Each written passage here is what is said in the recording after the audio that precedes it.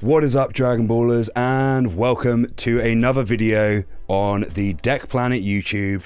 Today we are doing a quick video to talk about our initial feelings and thoughts on the Erratas. I'm here with Tom. How you doing, Tom?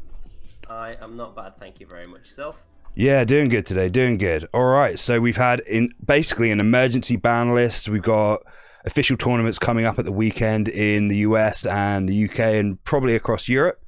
So, what are your feelings before we get into this on these changes? Were they needed? Overall, yes. All of the confusing counterplays that people were looking to abuse for the weekend, I'm glad they fixed that before this weekend. If you bought out any of the particular floodgates or cards that could have been abused, Oof. unlucky, I guess. And yeah, some of these changes have been a long time coming as well, like the Turtles change. Yeah, of course. And there was obviously a little bit of controversy with the Turtles thing in the Latin America thing, which we'll get into soon. But yeah, without further ado, we'll get into it. So there's 8 changes. Some of them are quite similar changes, guys, but we'll get in. I mean, do you want to start with Dragon Slaying Bullets, as that's been the one that's been the talk of the town pretty much? That's yeah. Everyone was looking to abuse. Yeah, so Dragon Slaying Bullet should be near the bottom because it's newly released, I think. Oh yeah. So yeah. All right, so reasoning. The current text allows this card to be activated in unintended situations other than when a unison card is being played. So basically, people wanted to use it whenever someone played a battle card, essentially. Yes. Yeah. It basically, if you used it when a battle card was played, because of the punctuation that's on the card, the sentence which starts, if your opponent's playing a unison, is finished with a full stop rather than a colon or a semicolon. Which means that if they don't sentence, is a separate clause, and then it would actually floodgate your opponent because you could use it technically according to the rulebook, where the head judges agreed you could use it. And there was basically no feasible way to answer it, so you were locked into not being able to attack. But essentially, guys, the change has been made, and it says you can activate this skill if your opponent announces they're playing a unison card. So there you go. I mean, maybe what they should do with this kind of thing is maybe Mafuba, make it a counter unison card. Maybe. Word right out of my mouth. That's what I was gonna say. Yeah. Yeah. Go on. It's a bit messy, this sentence, for people who look at the ruling, but it's as clear as it can be. But yeah, if they wanted to do something similar to Mafuba, have it like counter colon unison play, that would have been maybe a bit cleaner. But I mean, at least they've changed it, right? So. Yeah, so I mean, effectively, people's plan this weekend was to take in 4 of these because they're generic. They, no specified costs. So essentially, people are going to have 4 free turns each. Exactly, yeah. Which obviously is very game breaking and kind of silly, really.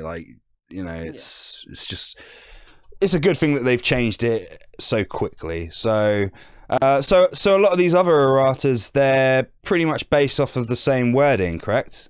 Correct. Yeah. I mean, we'll go back to the top and go with the sayings. So yeah, you've got hidden power, which would basically, they need a battle card. So basically, if they play a unison card, you can force them to drop 2. That's basically it for that one. So I think they changed. Yeah. So they changed it so it's specifically for battle cards now. You can activate this if your opponent announces again with the announcement. Exactly. So let's go on to the second card. Let's whip through these quickly. Ultrasonic Exchange. Yep. So if your opponent plays a battle card that had 30k power, or more than 20k power, or a unison card, you could get rid of one of their battle cards. Yep. Simple as. And now they've changed it so if you're announcing a battle card, so exactly, yeah. All right. So this one's a bit different. This one's Freezer. Okay. So what has this changed in the meta? I'll let you explain to people because you've obviously you've got a friend that actually was quite successful with this deck over the past weekend. So I've got quite a couple of friends who are pretty successful. That's true. On the NA side of our team as well, we've got Frank. Frank, of course, yeah. Yeah. So yeah, they've changed this card, basically saying it can't neg tokens. which absolutely kills the mill deck dead. Android 18 mill is no more. So in a nutshell, guys, how Android 18 worked, like in real simple terms, you had a field card which made you unable to use tokens, and the Android 18 deck was basically engined so that you'd get 4 tokens per turn or more, and then you play this freezer card, and if it gets a swing out, you mill for each battle card on your side, so that's like an instant loss. 2 cards for every token. You'd end up with about 16, 20 tokens, and then whatever other battle cards you've got. So and you not mill upwards of like 30 to 40 cards, which is ridiculous. And Tom actually came up against this in the final of the fest and explained basically how the end turn went, because it's just ridiculous, really. It's not. I mean, I don't think this card is a problem, because there's no defense, like there's no deflect, no barrier. That's fine. Yeah, that's not the problem. It was when it was paired with the Blue Baby Unison and its -5 ability and the Golden Ape that's a counter. Yeah, exactly. So to quickly sum up what happened, my opponent tapped 5, Jamie, Scrib Games. He tapped 5, +2'd, past turn. He hatchiacked on the defense, so I couldn't remove any markers, and I had to pass back to him. He -5s. He can use his apes by discarding cards, whatever. He attempts to play Freezer after, getting around schemes, summoning sickness. I attempt to God Sealing, thinking, great, I've got an answer. He's got an ape, fair enough. He attacks. I attempt to Mafuba, my other answer. He's got another ape. So nothing. There's nothing I can do. Absolutely nothing I can do. Honestly, if they wanted to keep the deck, but because I actually think this deck's very creative. I agree with you. I've played against it, and I think it's quite fun. It's very limited answers to getting rid of things, Exactly, yeah. I think the main problem is, I mean, I don't want to say it's the ape, but it is the ape. I feel like if they slap maybe a limit 1 on the counter, even just the counter, that would be okay, because that's not a bad take, actually. Limit 1 would be pretty decent. Fair enough, you can stop the God Sealing, fine. But if I have a second answer, which I've sideboarded in and kept from the start, it's not the matter. It don't feel good. It can't feel good at all. And I mean, God Sealing's a limit 1 as well. So in effect, because you can only use it once per turn. So exactly, yeah. But so no more Android 18 mil, guys. You won't be seeing that at the weekend. So let's move on to the next card. The next card would be the Tree of Might. Just to clarify on the freezer. So what they have changed is they made it so the mill effect doesn't come into effect when targeting tokens, essentially. So is that what it is, or is it that you can't neg tokens? I can't remember. Let's quickly read up. When this card attacks, choose all opponents' non-token battle card, ignoring barrier, and they can't get minus. So they can't be targeted by the skill, basically. Essentially allowing. So Tree of Might then. Okay, so honestly, I'm a bit confused about this card and the ruling and stuff. Maybe you can explain in simpleton terms how what the problem was with this and how it's all come to head. So the Turtles deck is all about flipping your life face up. Your opponent gets a choice to flip a life face up, I think at the start of the turn. Yeah. Everybody just always assumed, well, I mean, people played the decks as if you had to pick a face down life to flip it up.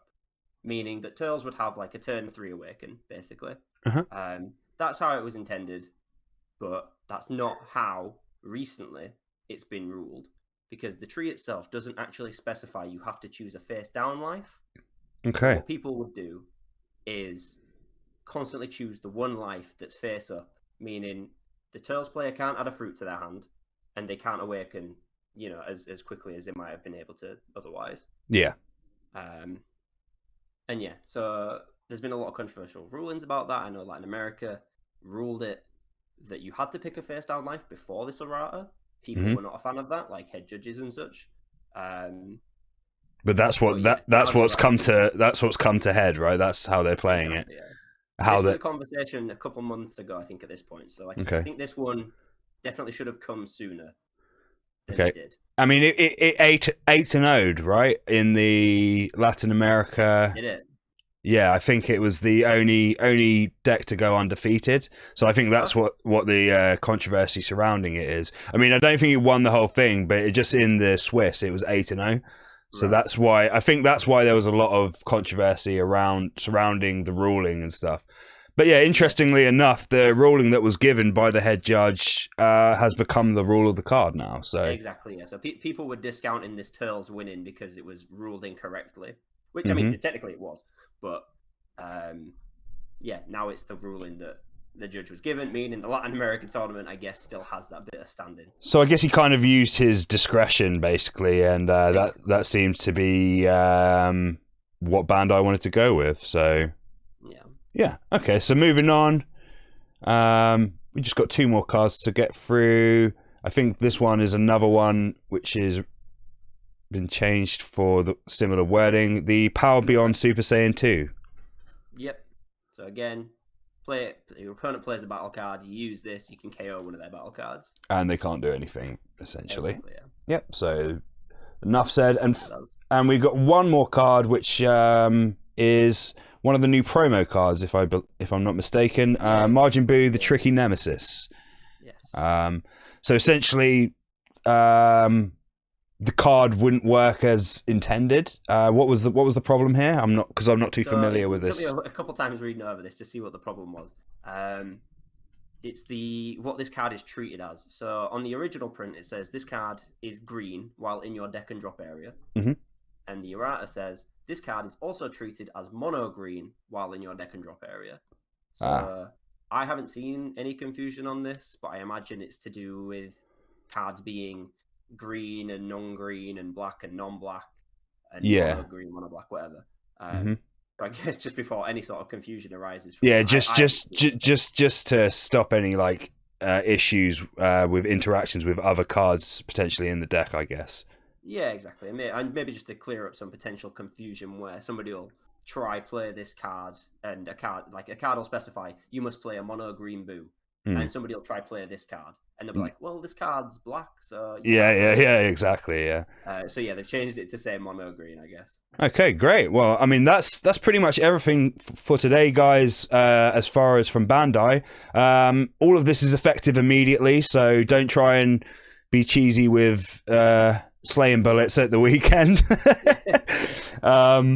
But yeah, so from March 24th, which is today's date. So yeah, any final thoughts, Tom, before we leave everyone? No, I'm it's the freezer one. I'm a bit torn because I love how creative the deck was. I hated how uninteractive the deck was. So I'm kind of happy, kind of sad that it's gone. Yeah, hopefully somebody can come up with something. I mean, at least it had its final hurrah. You know, it's topped a few events and stuff, and that's probably what caused it to get banned, I guess. Topping the events, but yeah. So good luck everyone who's playing a fest at the weekend, and thanks very much for checking out our YouTube content, guys. If you want to give us any feedback, we're basically looking to, we're testing the water basically with this content, and we're just trying to enjoy ourselves. So yeah, if you guys have any feedback, anything you want to see, anything you'd want us to change, then let us know. Thanks a lot, guys. Awesome.